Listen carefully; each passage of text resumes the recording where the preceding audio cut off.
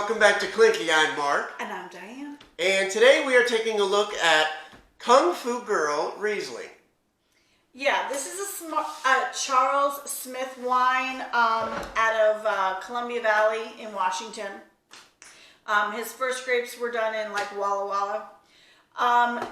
You can tell a lot of his wines even before you look at the back to see it's a Charles Smith wine, because a lot of his stuff is black and white. This is probably this is probably my very favorite domestic Riesling. It's not my very favorite Riesling, but it's probably my very favorite domestic Riesling, U.S. Riesling. It's fantastic. We just had Chinese food. I brought this with me from my house because it needs it. This is 12.5 ABV. This is a 2019 bottle. It's about $12. When it's on sale, it's $11.99 at my local grocery store. I think if I paid full Ohio retail rather than over retail or anything like that, we're in a control state, it's somewhere in the neighborhood of $14. If you buy this, if you're at a restaurant and get this, it's probably about $22 a bottle. So, gives you an idea. Okay, I poured you some. Thank you. You're welcome. Yeah, and we've had this before many times. I've had this many times. And we've been drinking a lot today. I've been drinking more than he has, but yeah, Clinky. This is a domestic. This is a Washington wine. There's a lot of fruit on the nose. I get apricot.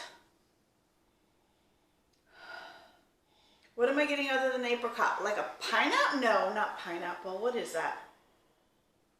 Anything? I sure don't. I'm not picking up anything else. I'm trying to see if they say anything about...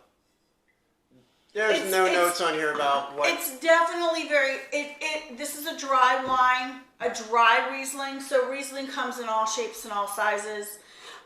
It is my very favorite grape. It is my very favorite varietal. I think, like if I was stuck on a desert island, this is the only kind of wine I would want is Riesling, not necessarily this particular one, but yeah, and this is Washington, so it's going to be a cold weather one. Yeah, I'm getting a lot of... I'm not getting tropical fruit, although I feel like I'm getting, maybe it's peach and not pineapple. But definitely stone fruit. I'm definitely getting apricot, like 100%. That's what I'm getting mostly. But there's other stuff in there too. Sorry, he's right. I've been drinking a lot today, so I'm a little off right now. But do you want to just give it a whirl? Let's have some. Okay. Let's have some more of this thing that we were drinking 15 minutes ago.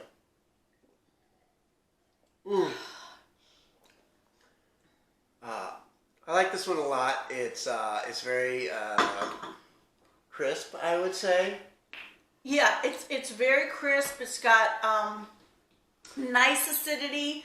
The acidity is what makes it go fabulously with food. I have actually had a Riesling with roast beef, which you really shouldn't put together, but it's been fine because of the acidity of the wine. Yeah, this one it's got a nice acidity. It's not super sweet. You can get Rieslings that are late harvest. You can get Rieslings that are much sweeter on the palate. That's the great thing about Riesling. It can go from late harvest and super sweet all the way to really bone dry, and anything in between. It's just such a fabulous grape. Yeah, I mean, I've already said this is probably my very favorite domestic wine. It's very reasonably priced. I'm sorry, I love the twist top. I'm going to buy this at the grocery store. I'm going to stick it in the fridge. I'm going to drink it within a week. I'm not cellaring this wine. I'm not sitting on it for a month or 2 months or 5 months or a year. I'm drinking this wine. I do not need a cork. Like, I find that very useless. Yes, I find it really useless. It's convenient. This is really convenient. It's very, very lovely. Yes, and she's absolutely right. This is a really good one to have with Asian food. It even shows chopsticks and a bowl of rice on the back. I'm not sure if that's visible, but it's great. It's probably it's certainly my favorite Riesling at this price point.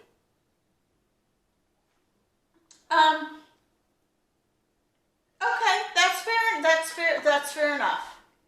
And that's fair enough, because the Rieslings out of Mosel, out of Germany, that I personally enjoy are generally at a much higher price point than I can get this one on sale. Yeah, and I'm not sure I've had a Charles Smith one I didn't like. No, I mean, if you look on the back, and he does have this collaboration, this rosé that he does. It's a collaboration that's kind of iffy. I've had better rosés. Sorry, Charles Smith, I really have. But yeah, like his house wine is Velvet Devil. If you see a label that looks black and white and is very stylized, and you look on the back and it says Charles Smith, chances are it's going to be some really nice wine inside, wine that is worth more than what you are paying for. Yeah, this is clearly a wine that would be good at $20 a bottle. The fact that I can get it for $12, yes. I will pick when it's on sale and I can get it for $12. I pick up more than one bottle. I do. All right. Well, I don't think there's much more to be said about this. Try some out. Try some when you're having Asian food. It's super good. It's definitely very fruit forward on the nose. It's dry, so it's not going to be super sweet. It has really nice acidity. It's going to go with all kinds of dishes. Perfect. It's also a good porch wine. We're getting into porch wine season. Sure. Okay. He doesn't believe in porch wine. I believe strongly in porch wine. Okay. Thank you for watching. Till next time. Clinky. Thank you.